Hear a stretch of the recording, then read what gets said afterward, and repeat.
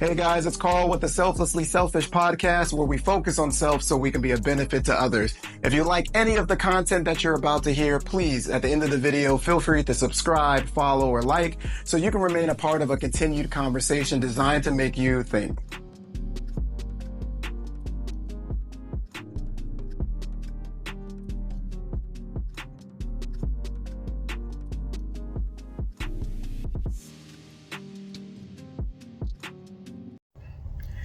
Yo, have you guys ever been upset with someone and you either stopped talking to them for a while or you kind of limited your exposure to them, and then only to realize that when you finally did come around or you started coming back into their space, they had no idea that you had a beef with them?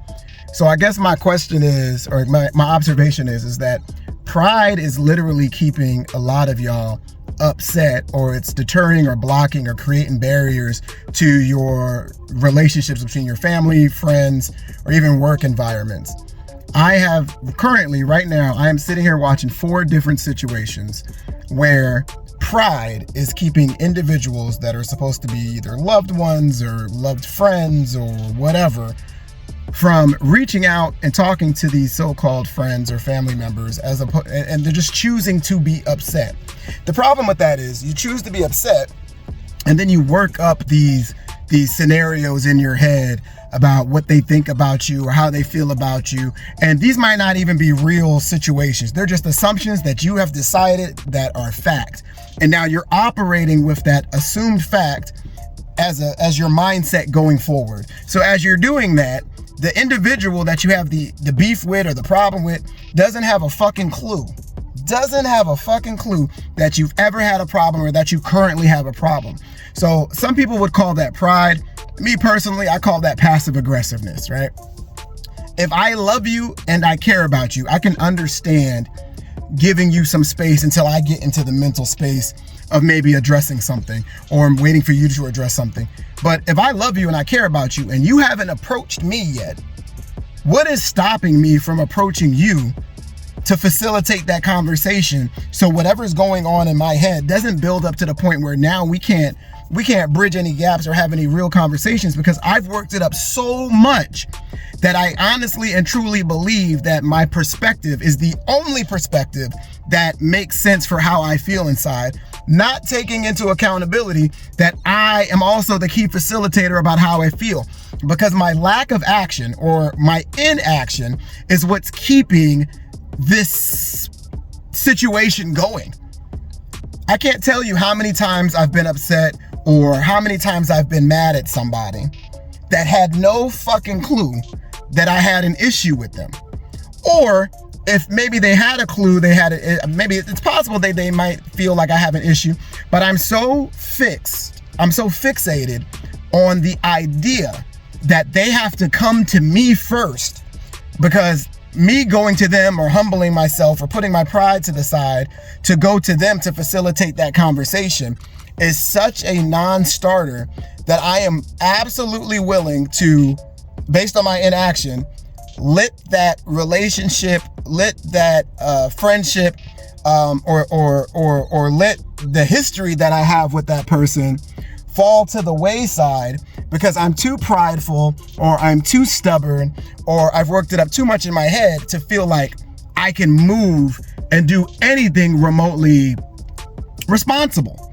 I think that also falls back to accountability of oneself. I think that's also having an understanding of self-awareness. I think a lot of times we honestly believe that it's always somebody else's fault.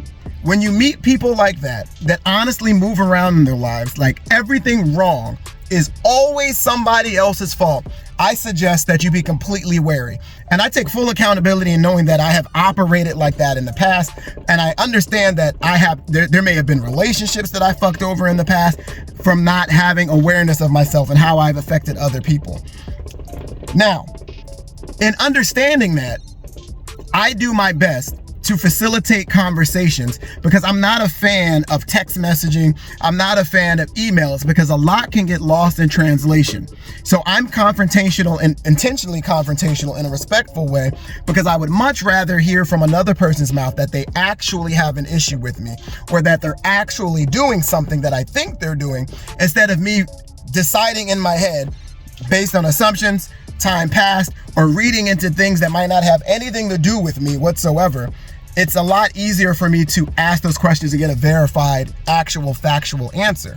So my question is, how many of you guys have absolutely let go of a relationship because your pride wouldn't allow you to be the first person to facilitate a conversation with somebody that you loved, care about, or have some kind of relationship with? And like I said, I'm sitting back watching 4 different scenarios and 4 different situations.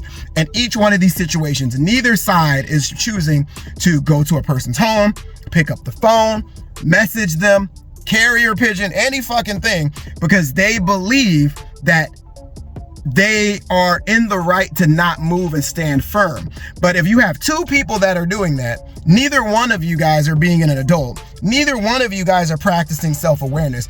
And neither one of you are at least going out and facilitating to get the factual information to base your feelings on. So your actions going forward, whether you mend those bridges or whether you continue to cut them off or you continue to stay grounded, makes sense. So I would just ask that we all have a certain level of self-awareness, a certain level of accountability.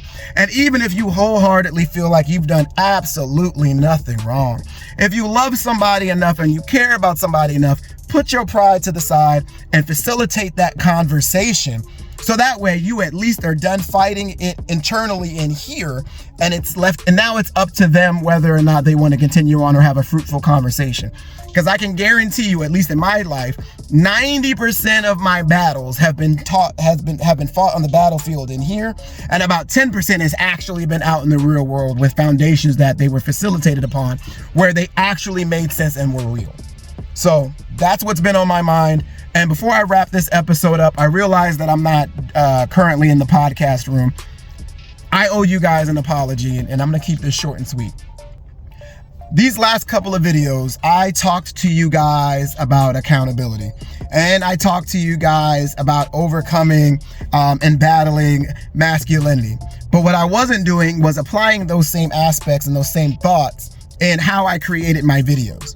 As you can tell in this video, I'm talking a lot more freely. I'm not in, hopefully, at least I think, I'm not visually in a headspace where I'm not as comfortable. Right now, I feel comfortable because I'm passionate about what I'm talking about right now, because I'm not trying to force a conversation.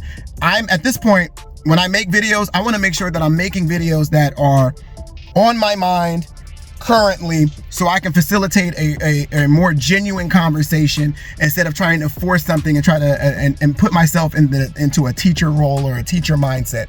I feel like I haven't been coming across very genuine. I feel like I've been coming across very forced, and I need to have accountability and letting you guys know that going forward, that's not the kind of videos I want you to have from me.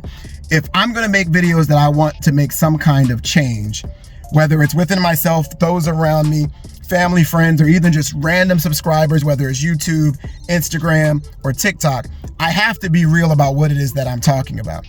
And it doesn't mean that I didn't care about those topics, or I wasn't in the right headspace to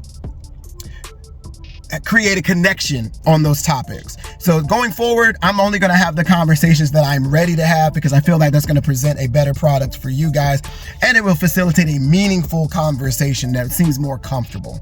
So I apologize for that. I appreciate you guys for watching this episode, and I'll check you guys later on. Peace.